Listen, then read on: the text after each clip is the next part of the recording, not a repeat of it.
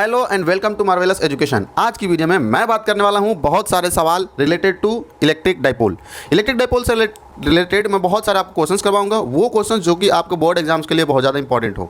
अगर आप चाहते हो कि थ्योरेटिकल वीडियो में जाकर देखूं तो ऊपर जाकर सर्च करना है electric dipole by Marvelous Education, वो वीडियो सामने आ जाएगा, उस वीडियो को भी आप देख सकते हो। इसके अलावा मैंने इलेक्ट्रिक चार्जेज एंड फील्ड का कंप्लीट एक ट्यूटोरियल बना दिया है, अगर आप उसे देखना चाहते हो तो ऊपर जाकर सर्च करना है electric charges and field by Marvelous Education, वो पूरा प्लेलिस्ट सामने आ जाएगा। सारे वीडियोज़ को एक एक करके देख जाना है ताकि ये चैप्टर आपको बहुत अच्छा बन जाए।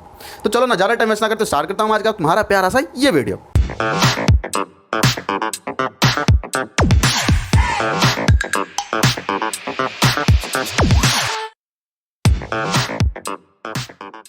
सबसे पहले मैं बात कर लेता हूं स्टार्टिंग के दो सवालों के बारे में कि इन दोनों सवालों को तुम कैसे सॉल्व करोगे। देखो, इसमें जितने भी क्वेश्चंस मैंने ले रखे हैं वो सारे क्वेश्चंस एक्चुअल में कंसेप्चुअल हैं। यही सवाल के आसपास में ही बोर्ड लेवल के एग्जाम्स में क्वेश्चन पूछे जा रहे हैं। तो मैंने उन क्वेश्चंस को डायरेक्टली ना दिखाने की वजह से इनडायरेक्टली मैं एक पैटर्न में 6 क्वेश्चन सिर्फ करवाता हूँ।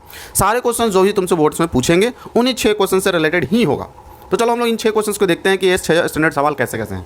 पहला जो सवाल मैं लिया हूँ बिल्कुल बेसिक फॉर्मूले पे लिया हूँ, और ये फॉर्मूला क्या है, डाइपोल का, इलेक्ट्रिक डाइपोल का स्ट्रेंथ निकालने से रिलेटेड है।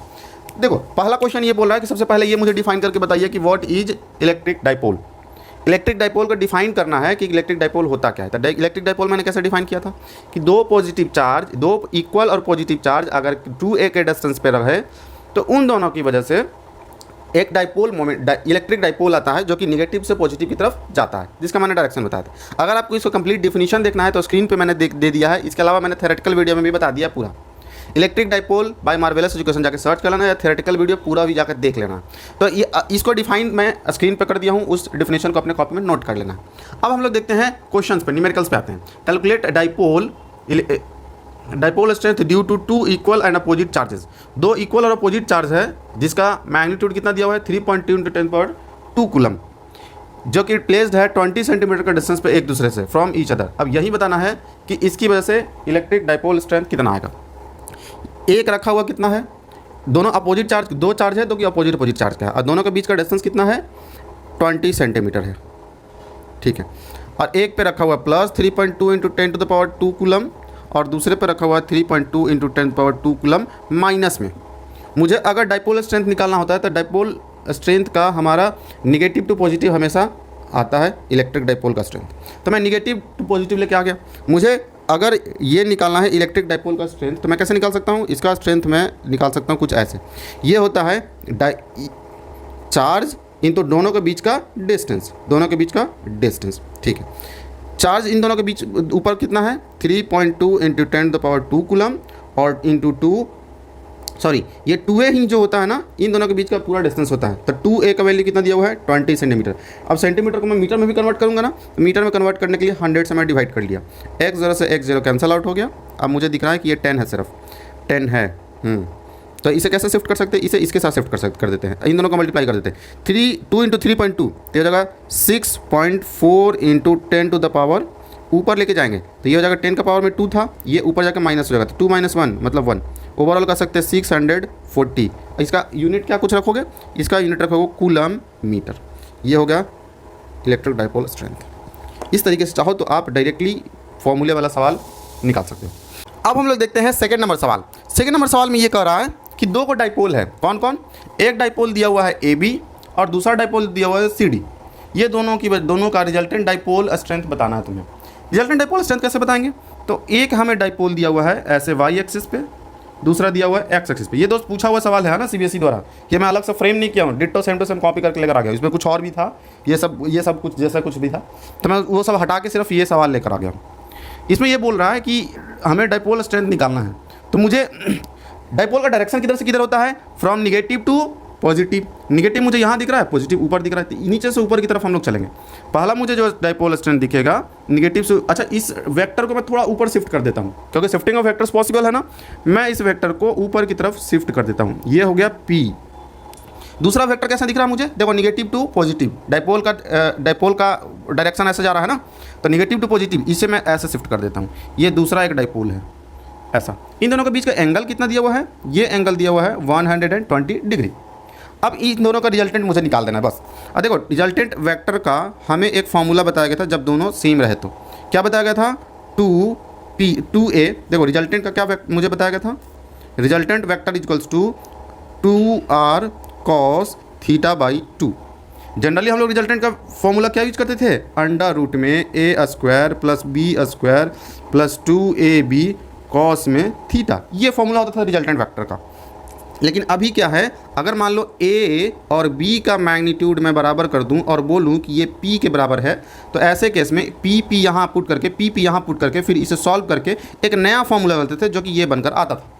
अब इसी फॉर्मूले को मैं डायरेक्ट इस्तेमाल करता हूँ। अगर इसका डेरिवेशन देखना है कि यहाँ से यहाँ कैसे आया ये फॉर्मूला, तो ऊपर जाके सर्च कर लेना है वेक्टर्स बाय मार्वेलस एजुकेशन, उसमें मैंने डिराइव करके दिखा दिया है और उस वीडियो को देखकर उसके बाद क्लियर कर लेना अपना।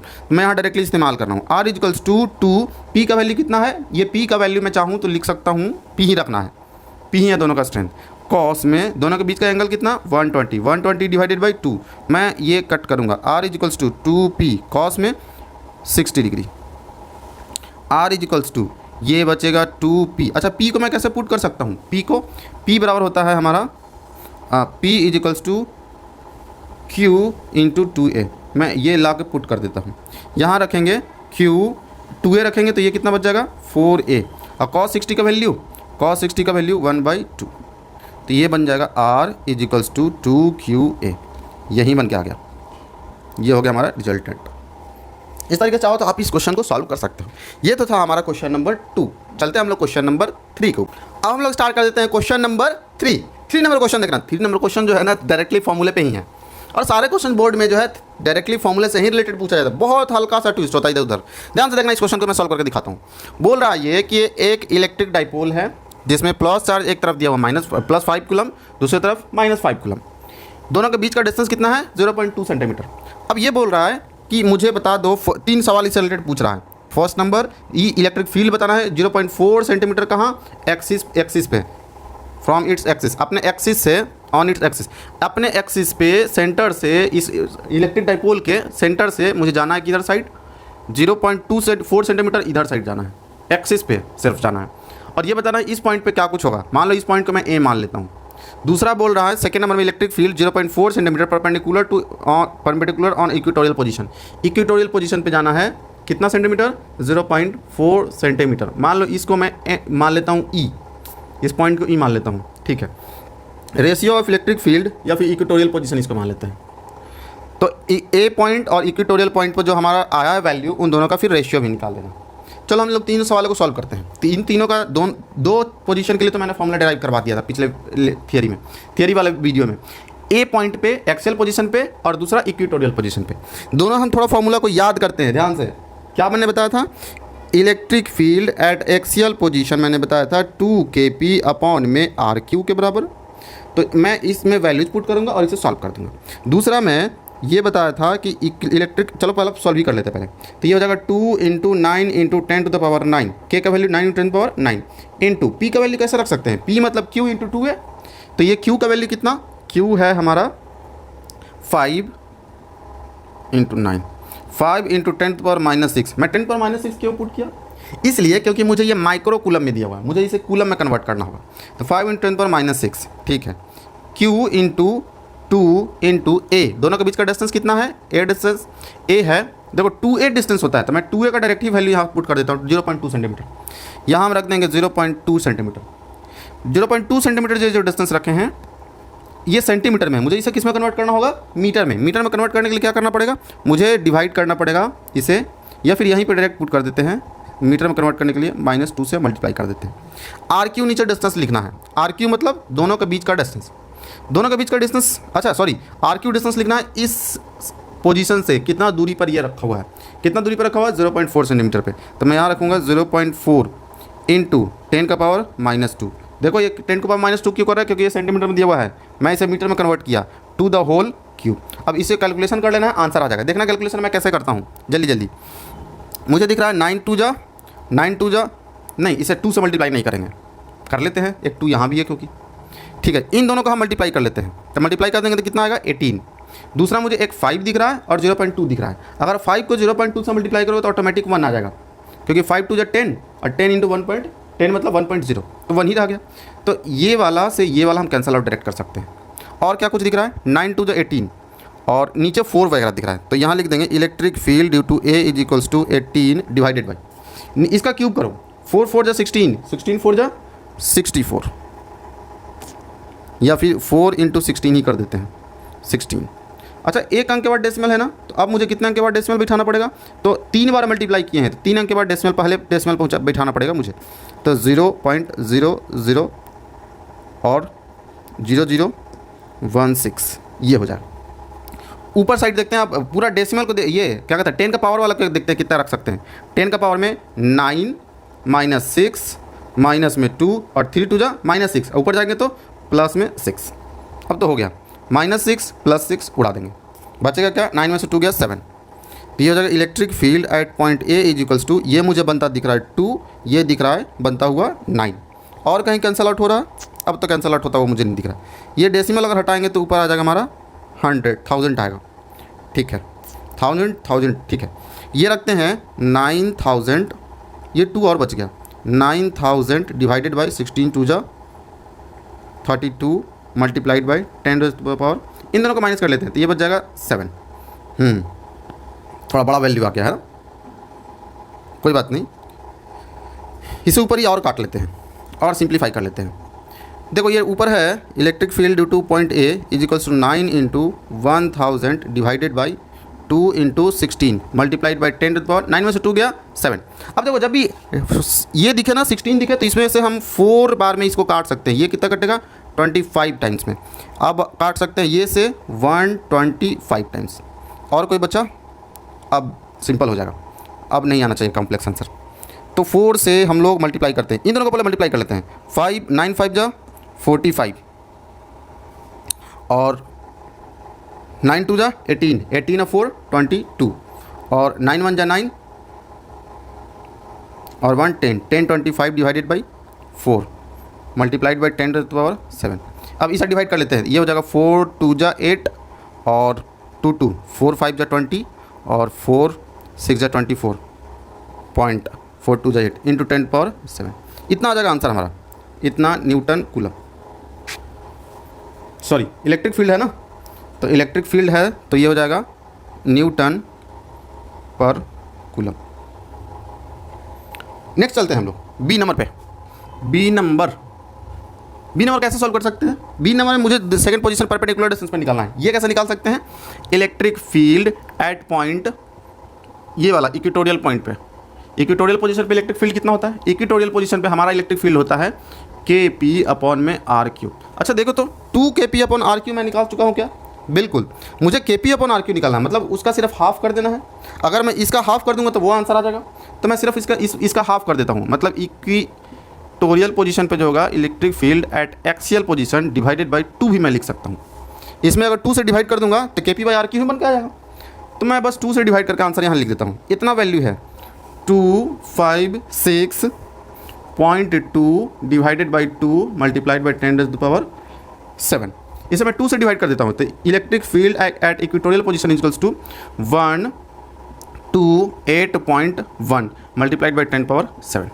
नेक्स्ट जो हम देखते हैं सी नंबर, बोला दोनों का रेशियो निकालिए एक्सियल पोजीशन पे और इक्वेटोरियल पोजीशन की वजह से, तो रेशियो तो ऐसे ही देखो ना डायरेक्ट निकला हुआ दिख रहा है, इसे यहाँ लेके आ जाओ, 1/2 डायरेक्ट रेशियो दिख रहा है। मुझे बताया गया था एक्सियल पोजीशन पे होता है कितना 2, देखो एक्सियल को पहले लिखना है इक्वेटोरियल के बाद में, तो मैं पहले एक्सियल का फॉर्मूला लिख रहा हूँ 2 Kp/r3। इक्वेटोरियल पोजीशन पे मुझे बताया गया था Kp/r3, इसे इक्वेशन नंबर 1 मान लूँगा, इसे इक्वेशन नंबर 2 मान लूँगा, 1 से 2 को डिवाइड करूँगा, equation 1 divided by equation number 2। अगर मैं दोनों को डिवाइड कर देता हूँ तो ये बनकर आ जाएगा axial position divided by equatorial position is equals to 2 answer. अब हम लोग चलते हैं नेक्स्ट क्वेश्चन पे, यानी कि क्वेश्चन नंबर 4 पे। नेक्स्ट क्वेश्चन जो बहुत ज़्यादा रिपीटेशन हो रहा है एग्जाम में वो है कि डिराइव करना है टॉर्क का formula due to dipole placed in uniform electric field. एक यूनिफॉर्म इलेक्ट्रिक फील्ड मुझे लेना है, ऐसा कुछ मैं यूनिफॉर्म इलेक्ट्रिक फील्ड ले लेता हूँ, यूनिफॉर्म इलेक्ट्रिक फील्ड, ज़्यादा बड़ा कर दिया मैं, यूनिफॉर्म इलेक्ट्रिक फील्ड मुझे ले लेना है, और इस यूनिफॉर्म इलेक्ट्रिक फील्ड में एक मुझे डाइपोल रख देना है, मैं डाइपोल रख दिया, मान लो एक पे प्लस क्यू है, दूसरे वाले पे इधर माइनस क्यू रख देते हैं और इधर साइड प्लस क्यू रख देते हैं। इन दोनों की वजह से लगने वाला हमें टॉर्क बता देना है, टॉर्क कितना होगा, बस यही। और ये जो एंगल लिया गया है ये थीटा ले लिया गया है। अब ये बताना है कितना इसका डाइपोल स्ट्रेंथ, इसका टॉर्क कितना आएगा, इसके लिए फॉर्मूला डेराइव कर दो। ठीक है, इलेक्ट्रिक फील्ड मान लो ई दिया हुआ है, तो हम लोग ये मान के चलते हैं इन दोनों के बीच का डिस्टेंस जो है वो मान लो 2a के बराबर है। ठीक है, और ये जो हम रखे हैं बीच में सेंटर पॉइंट है, ये डिस्टेंस मुझे a दिख रहा है, इधर भी डिस्टेंस a दिख रहा है।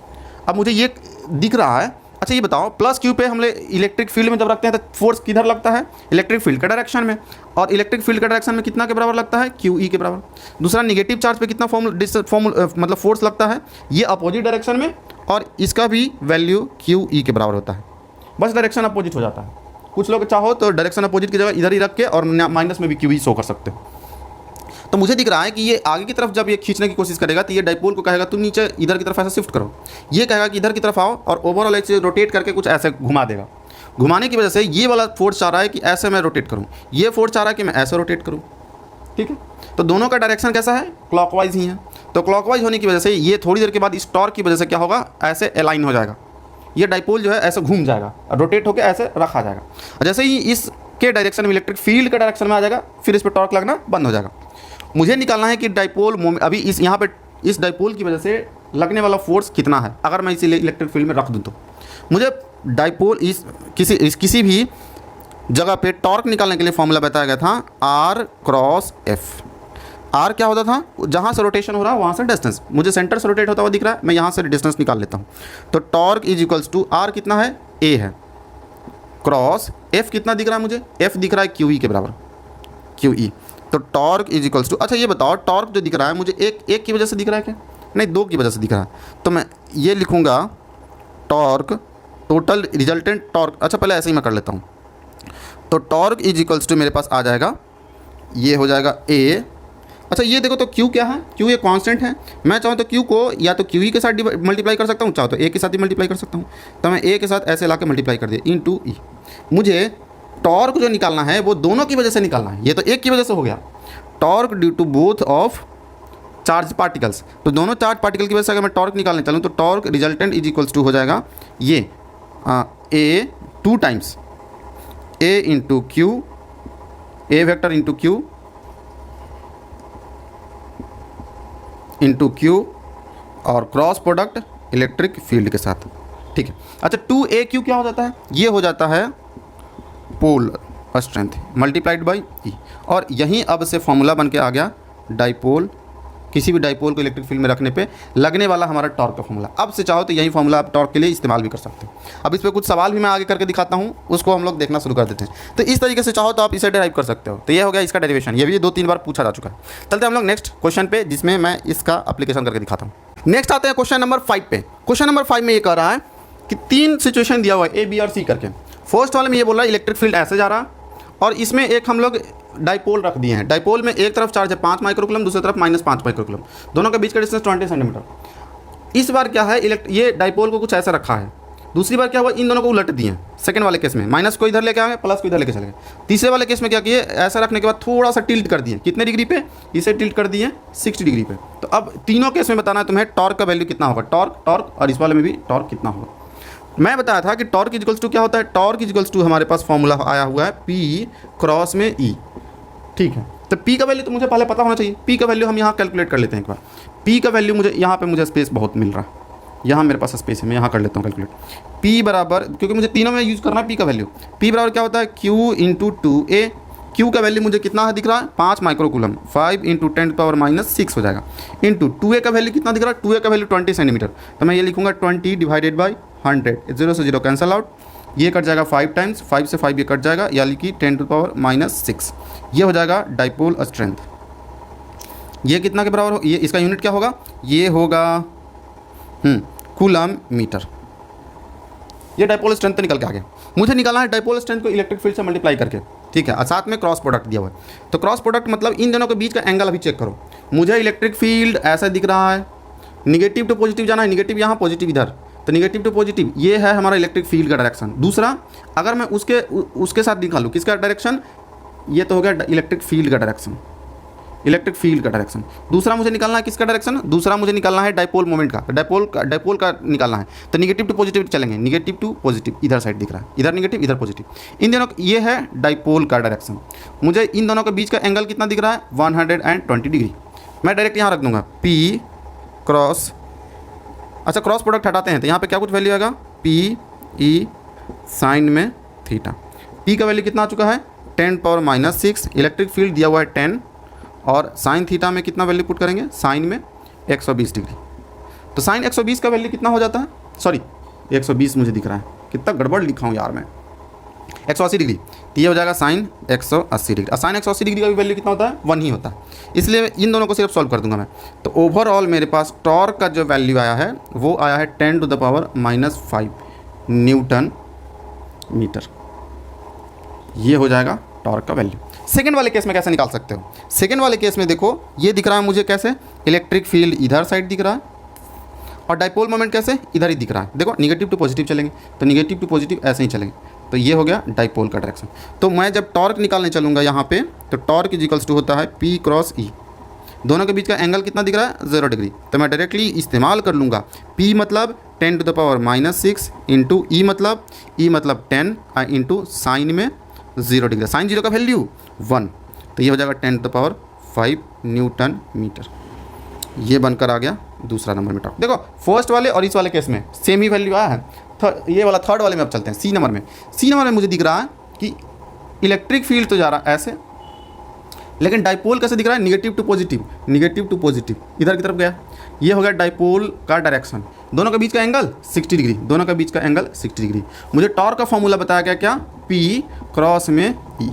पी का वैल्यू कितना आ चुका है 10⁻⁻6 इंटू इलेक्ट्रिक फील्ड का वैल्यू 10, और दोनों के बीच का एंगल कितना दिया हुआ है 60 डिग्री। तो ये हो जाएगा 10⁻⁻5 इंटू साइन 60 का वैल्यू √3/2, √3/2 रख दो तो ये हो जाएगा लगभग 1.732 डिवाइडेड बाई 2 इंटू 10⁻�5। ओवरऑल कर सकते हैं, इन दोनों को डिवाइड करो तो हो जाएगा लगभग 0.866 मल्टीप्लाइड बाई 10⁻⁻5। अब इसे स्टैंडर्ड वैल्यू में लेके आ जाते हैं तो इसे यहाँ से मुझे इसके बगल शिफ्ट करना पड़ेगा। तो 8.667 इंटू 10⁻⁻4, इतना आ जाएगा आंसर हमारा न्यूटन मीटर। खत्म। इस तरीके से चाहो तो आप टॉर्क वाला सवाल ऐसे सॉल्व कर सकते हो, इससे बाहर का सवाल आपसे नहीं, तुमसे नहीं पूछता है। एक और दिखाते हैं मैक्सिमम वैल्यू वाला। मैक्सिमम वैल्यू वाला कैसे सॉल्व कर सकते हैं, चलते क्वेश्चन नंबर 6 की तरफ। अब मैं लेकर आ गया हूँ इस वीडियो को सबसे लास्ट नंबर सवाल। लास्ट नंबर सवाल ध्यान से देखना। लास्ट नंबर सवाल ये बोल रहा है, सॉरी हाँ, ये शो करना है, show diagrammatically the orientation of dipole in the field for which torque is. पहला नंबर टॉर्क कैसा होना चाहिए, मैक्सिमम, दूसरा हाफ ऑफ मैक्सिमम होना चाहिए।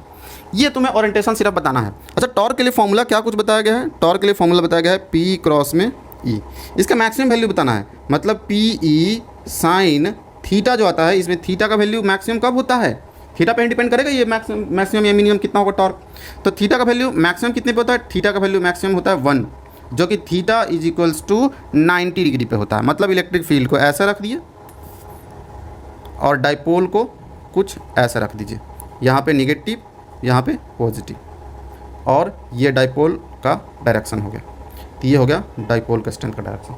इस तरीके से चाहो तो आप मैक्सिमम ला सकते हो, चाहो तो इसको ऊपर की तरफ भी रख सकते हो, दूसरा ओरिएंटेशन ऐसे भी रख सकते हो कि डाइपोल को ऐसे रख दिए हैं, यहाँ पे है -q, यहाँ पे +q, तब भी देखो डाइपोल और इलेक्ट्रिक फील्ड के बीच का डायरेक्शन 90 डिग्री ही रहा। दूसरा बोल रहा है हाफ ऑफ मैक्सिमम कब होगा, हाफ ऑफ मैक्सिमम दूसरा बताना है। बी नंबर एक डायग्राम बनाना है। ये का कितना होना चाहिए, टॉर्क इज इक्वल्स टू होना चाहिए पी क्रॉस ई होता है। अच्छा मैक्सिमम वैल्यू कितना होता है, पी के बराबर होता है। अच्छा मैक्सिमम वैल्यू का मुझे हाफ लेकर आना है, तो हाफ कितना हो जाएगा, मैक्सिमम वैल्यू का हाफ, तो मैक्सिमम वैल्यू का हाफ इसको 2 से डिवाइड कर दो। ये रखना है पी ई साइन में थीटा, इसका फॉर्मूला मैंने यहाँ रख दिया। अच्छा पी से पी कर सकते हैं कैंसिल आउट, ये हो जाएगा 1/2 is equals to sine theta. मतलब थीटा कितना होना चाहिए, थीटा हमारा होना चाहिए 30 degree. Theta equals to 30 degree पे हाफ ऑफ मैक्सिमम आ जाएगा। तो ये हो गया सवाल हमारा 2, जो कि मैंने तुम्हें करके दिखा दिया। अब लास्ट सवाल यही था। इस वीडियो में इतना ही रहने देते हैं, मिलेंगे अगले वीडियो में गॉस लॉ के साथ ही में उसका एप्लीकेशन जानेंगे। और इन दोनों को समझने के लिए हमें जानना जरूरी है इलेक्ट्रिक फ्लक्स के बारे में। तो इलेक्ट्रिक फ्लक्स भी पहले डिस्कस करेंगे, उसके बाद गॉस लॉ और तो फिर एप्लीकेशन ऑफ गॉस लॉ। इस वीडियो में इतना ही, मिलते हैं अगले वीडियो में, तब तक के लिए बाय बाय।